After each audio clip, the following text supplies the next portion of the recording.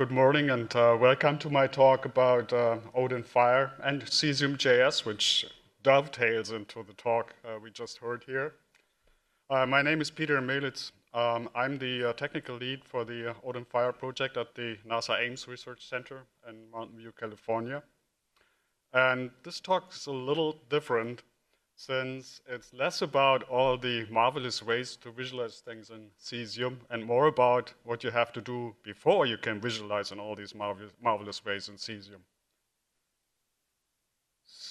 But let's get the basics out of the way first. ODIN stands for Open Data Integration Framework, and that is, as far as acronyms go, remarkably accurate. It is a software library and it's intended to build applications to improve the situational awareness for wildland fire mitigation. And I say mitigation deliberately here, because what you have to understand is that it's not just firefighting. This is basically an endless cycle of pre-fire, active fire, post-fire. And in the times we live in, with million-acre fires, this is turning more into a spiral. So this is what this is supposed to address here. But there's technically nothing that would prevent ODIN from being applied to other types of natural disasters. We also have to deal with like hurricanes or flooding especially. It has been developed at NASA Ames since 2022, and it's open source, so it's available under Apache. NASA didn't start this work on a hunch. So in the beginning of 2022, we conducted a number of workshops and stakeholder interviews at Ames. And it pretty quickly turned out that the problem was not mainly that there was no data, although there's always the need for more data. It was more that it's very, very fragmented. It's not in one place, and it requires a lot of manual interaction to retrieve data, to update data, to process, post-process data so that it can be visualized, all that. There was one quote from a firefighter, I think he was an incident commander actually, that drove this home for me here. And that was, the guy was saying that, hey, I have to hop between 12 different tabs in my browser before I can do my morning briefing. So this is really something that requires automation, and especially it requires automation if it comes to, well, this is not a single person effort, this is a collaborative effort if it comes to collaboration here. And we simply cannot afford to develop such systems from scratch all the time because that's too costly and too slow here. So this distills down into a number of technical requirements that were at the beginning of ODIN-Fire.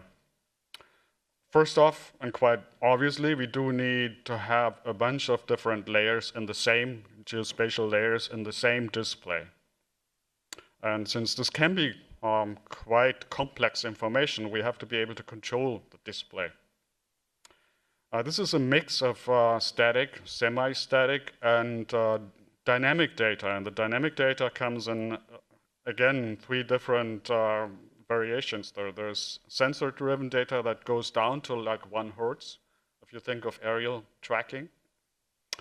Scheduled data, everything is weather-based, is normally something in an hourly update, but it's computed scheduled, so it's not even easy to determine upfront when you can retrieve that data. And lastly, there's computed data, like for instance, satellite overpasses over certain regions of interest. Lots of different external sources, protocols, and data formats. So whatever we do this in has to have a pretty robust ecosystem to support all this so that you don't have to do it from scratch. We also deal with a very, very heterogeneous IT environment with the stakeholders here. So one thing is crystal clear. There can be no end user installation that's involved here, which basically leaves us with the browser as the user interface on the client side. On the server side, in this case, this also has constraints, and that is we have to support, at least with the design, we have to support that the server is operated on premises and in the field. Doesn't mean that it always has to be on premises, but technically it has to be possible to do that. And the reason for that is not even mainly data security, it's data availability. So if you think of sensors, sensor systems, physical sensor systems out in the field, they're just there. They're nowhere else. So this is a data integration problem. And well, our attempt of an answer to that is ODIN-Fire. And from here, it goes into show and tell. And the first show and tell here is a relatively simple one, which is in terms of visualization, which starts with fire sensor. So we zoom in on a fire sensor. That's a commercial device, actually, that's done in collaboration with a company in LA, ODIN-Fire. And those fire sensors are pretty smart. They work autonomously. They're out in the field there, and they have pairs of cameras like what you see there, and infrared cameras, and they analyze the data out in the field, and only if there is something that is classified as a, so it's machine learning, only if there is an image that is classified as a fire image, then it starts to communicate to the outside, because that's, of course, what takes the power, and these things have to preserve power. So why is it there? Well, it's protecting something. What you see there is a little community up in the hills there, which you would not find on OpenStreetMap buildings. So this is a GeoJSON, but a GeoJSON with very specific properties, like is it defensible? And that's actually, well, let me stop that here. That's actually a very important part here. So what sets this apart is not just that, well, you don't normally see that such communities on the map there, it's that they are particularly vulnerable. They're vulnerable in terms of mostly egress routes. So what you see here is basically those guys up there, they have one way in and out. And since, well, normally the wind direction is northwest, from northwest, which means that they would have to get out against an advancing fire. That's not a good proposition. That does not leave them a lot of time. And I think everybody after Lahaina and Paradise knows what that means. And you probably all have examples of places like that. So it's very typical. Okay, so this is the part of the infrastructure. There's of course a lot more infrastructure. Those are the let's say the common places to get this from. It's mostly the Homeland Infrastructure Foundation Library. That's the public part actually of it. So you get power lines, which is quite often the source of fires. You get substations, also quite often the source of fires, cell towers, fire stations, you name it. This is not really something which is particularly complex data. It's just that you have to post-process it so that, well, you can actually discern this on the display. So that is the basically the infrastructure and what has to be protected. What does it have to be protected from? That leads us over to fuels. Well, and if you like it powerful, you can look at the fuel model data here. I think this is Scott Bergen, if I'm not mistaken. So it looks very artistic. It's not something that's very very useful for humans, at least not if you don't have a the color map support for it. Oops, that was too far.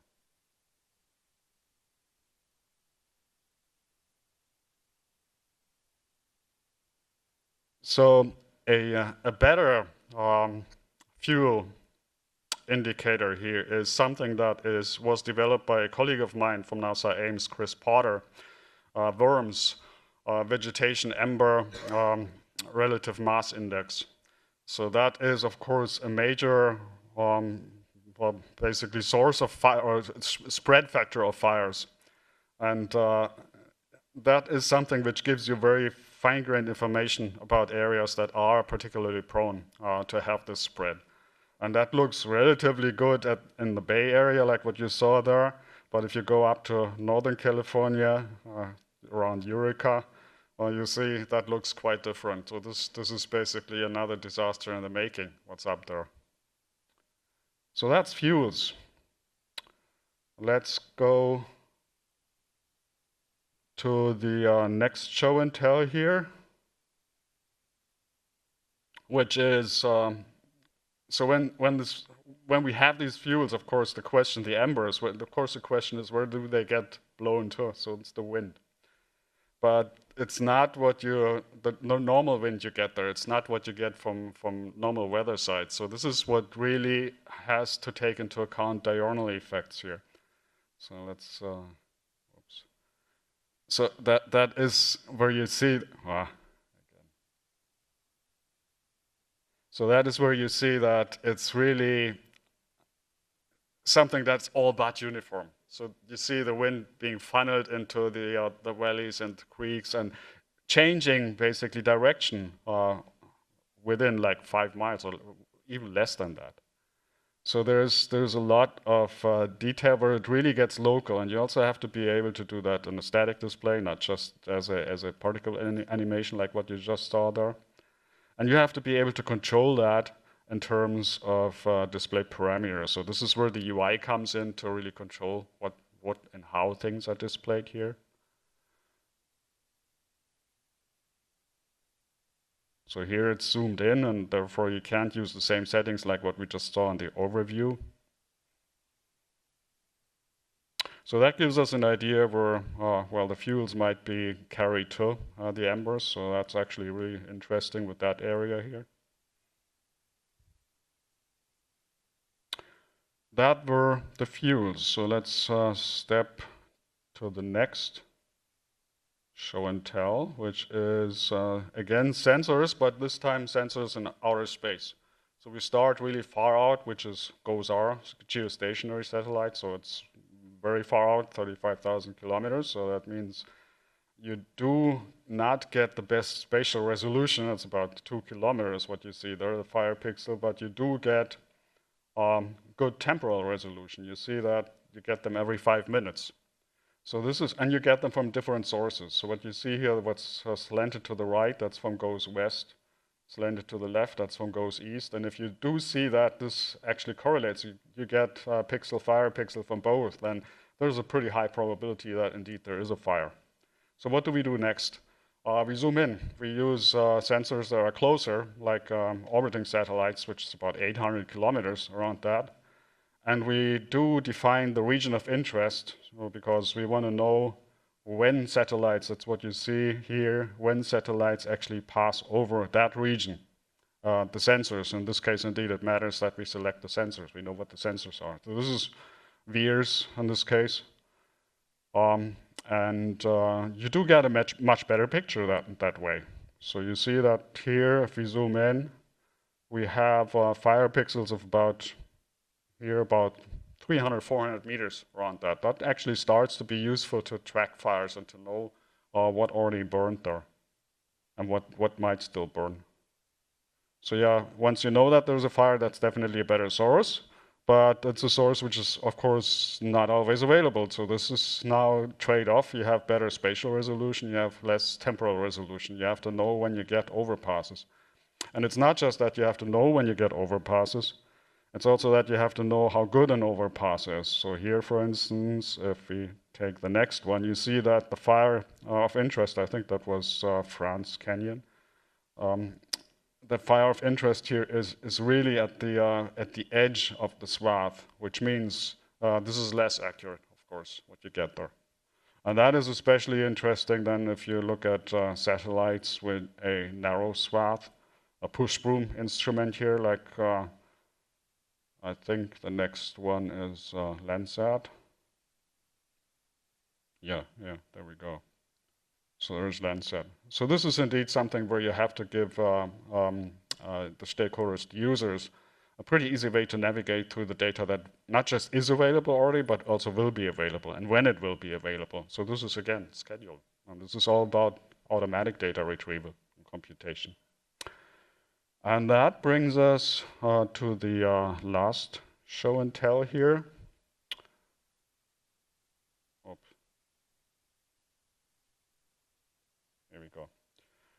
So what you see here, these little dots there, if you zoom in, they turn into moving objects. And they are indeed updated at the 1 Hertz interval. This is air traffic around the Bay Area. This is taken from an ADS-B antenna, which is on top of my office here at Ames here. So this is a good example of a sensor that would be really just out in the field there. So there's no, this is your basically your SDR, your antenna. For fire, it's probably, well, not the most important source in the beginning there, but I can totally see that as a planning tool for aerial attack. That's one thing, and then especially, and I think that's well, it's an emerging field here for the for integrating UASs into aerial attack. So there, it's really all about the safety of the firefighting planes, and well, if you have drones in the area, that's of course a hazard. On the other hand, it has huge benefits. Okay, so this was show and tell. Let's have a look at how this is implemented, how this actually works. So obviously we have a server. That server is for a single page application. So it's really just one URL, and within this URL there are a bunch of different layers you can control, depending on what your task is and what you want to see there. Each of these layers has, well, starts with something that that provides the data. So there's some component that retrieves or computes the data. There are static assets involved, or like for instance, if you have these fuel maps, that's not changing all the time. That's changing sometimes, but otherwise it's indeed just in your file, sitting in your file systems.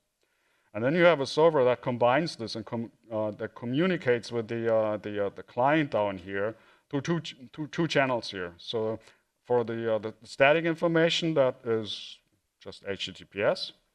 But there's also a dynamic channel. There's a WebSocket, and that is where you get dynamic data, and especially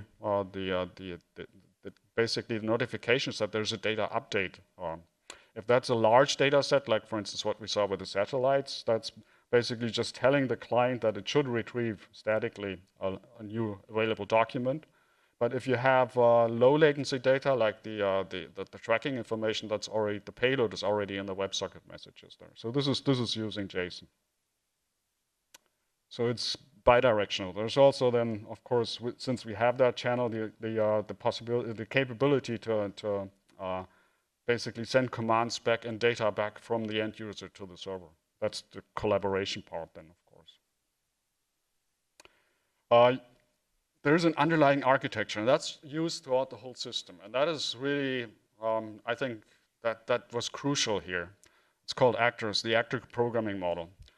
So we're dealing with a lot of concurrency here, and that really matters that what we have, the architecture really scales in terms of concurrency.